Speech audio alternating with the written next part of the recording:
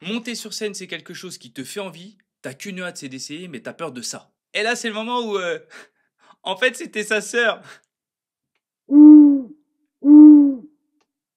C'est sa sœur, en fait. Ça, c'est ce qu'on appelle un bide, un four, la honte, enfin ce que tu veux. Et spoiler alerte, ça va t'arriver. Alors si jamais ça t'arrive, comment est-ce que tu vas pouvoir gérer ça? C'est ce qu'on va voir tout de suite. C'est parti.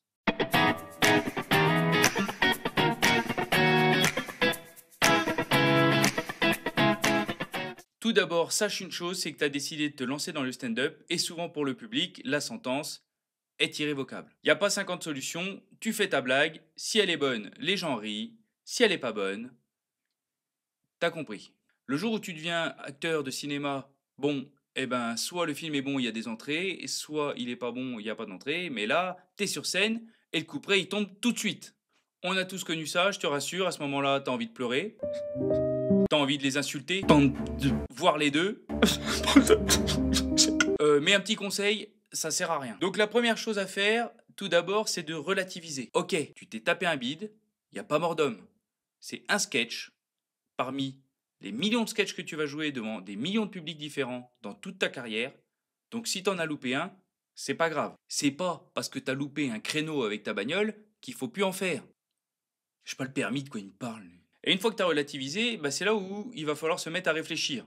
Est-ce que c'est toi qui t'es tapé un bide ou est-ce que tout le monde s'est tapé un bide? Parce que tu verras, en fonction des comédie clubs, en fonction des soirées que tu vas passer dans les lieux différents, eh ben il y a certains lieux ou certaines soirées dans lesquelles les conditions sont pas du tout optimales pour que ça se passe bien. Un petit truc tout bête, l'expérience te montrera que j'ai raison. Si tu as tendance à venir faire des sketchs dans un endroit où les gens mangent en même temps, c'est mort. Tu n'auras pas l'attention des gens, donc ça sera jamais optimal et tu auras jamais des rires comme tu peux l'avoir ailleurs. Parce que souvent dans un restaurant, mon vieux Didier qui a 10 kilos de trop, il est quand même plus intéressé par les petits fours et par sa pinte de bière que par les conneries que tu racontes. Et il a bien raison. Une place pour chaque chose et chaque chose à sa place. Donc par exemple dans des restaurants, les plus confirmés vont eux s'en sortir parce que grâce à leur expérience, ils vont réussir à aller chercher les gens, mais toi qui n'es pas expérimenté, tu vas tout de suite beaucoup plus galérer. Donc sache que si tout le monde a plus ou moins pris un bide parce que le lieu n'était pas adapté ou parce que la soirée avait une ambiance un peu particulière, bon, ne remets pas ta carrière et ta vie en question pour un bide comme ça. D'où l'importance aussi, quand un bide arrive, de regarder ce qui se passe avec les autres comédiens. Ne va pas te planquer dans les vestiaires pour pleurer pendant une demi-heure parce que si tu n'observes pas les autres, tu sauras jamais si le problème venait de toi ou si c'est quelque chose de général. Donc là, tu as observé les petits camarades et tu te rends compte si le bid, il était uniquement pour toi ou s'il était pour tout le monde. S'il était pour tout le monde, bah là, on peut remettre en cause l'organisation, le lieu, que sais-je. Mais par contre, si le bid, il était que pour toi, bah va falloir te remettre en question. Surtout si t'as pas été le premier à passer. Parce qu'on peut encore se dire, j'étais le premier, l'ambiance était encore pas fofolle et j'ai pas réussi à chauffer les gens assez pour qu'ils se marrent. Bon, c'est pas grave, je ferai mieux la prochaine fois. Mais si je suis passé quatrième et que je suis le seul à m'être tapé un bide, là, il va falloir faire quelque chose que les stand-uppers n'aiment pas beaucoup, c'est la remise en question. Parce que sache une chose, ce n'est absolument pas grave, mais des fois, c'est juste pas drôle. Quelquefois, les blagues sont pas bonnes, personne n'ose te le dire, moi je suis là pour te le dire.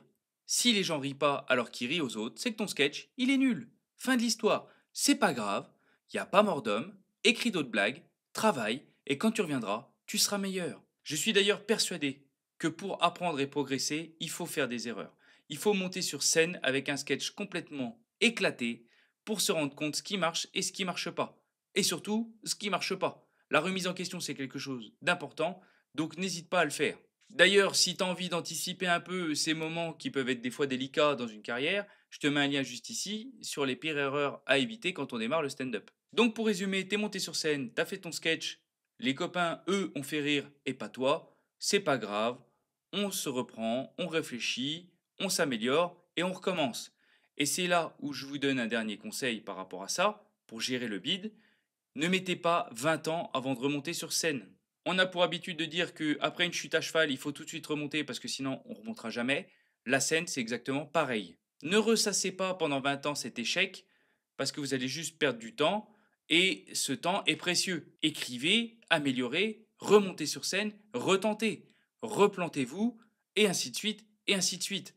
L'expérience et le travail vous fera bien plus progresser que de passer des heures et des heures dans votre chambre, accroupi dans le noir, à vous demander pourquoi vous êtes lancé dans cette aventure folle qu'est le stand-up. Donc, si je peux vous éviter des déconvenus, sachez que le bide, ça va vous arriver, que c'est normal, que c'est pas grave. Il faut le prendre avec du recul, il faut relativiser un petit peu et il faut surtout très vite remonter sur scène pour retravailler, s'améliorer et que ça ne nous arrive plus. Ça arrive à des comédiens qui sont expérimentés, vous ne savez pas pourquoi, quelquefois votre prestation n'est pas bonne pour une multitude de raisons, ça arrive, et la prochaine fois on fera mieux, ça n'arrivera plus. Fin de l'histoire. J'espère en tout cas que grâce à cette vidéo, tu auras moins peur de te taper un bide sur un plateau de Comedy Club. En tout cas, si tu veux nous partager tes expériences de bide, n'hésite pas, tu nous les mets en commentaire, on répondra, ça nous fera très plaisir. Je m'appelle Jérôme Favier, je suis comédien humoriste depuis plusieurs années maintenant. J'ai créé Humour Maker pour t'aider à démarrer dans le stand-up. Sache d'ailleurs que c'est la seule chaîne sur YouTube qui va te donner ce genre de contenu de manière 100% gratuite. Donc si jamais tu veux récompenser notre travail, eh ben, tu peux t'abonner, tu peux nous mettre un pouce bleu, ça nous fera grandir et ça nous fera très plaisir. J'en profite aussi pour te dire que si jamais tu veux devenir un élève Humour Maker, tu peux. Pour ça, tu nous écris, on te répondra, il n'y a rien de plus facile et on en discutera ensemble. En tout cas, je te remercie d'avoir regardé cette vidéo, je te remercie du temps passé et je te dis à la semaine prochaine.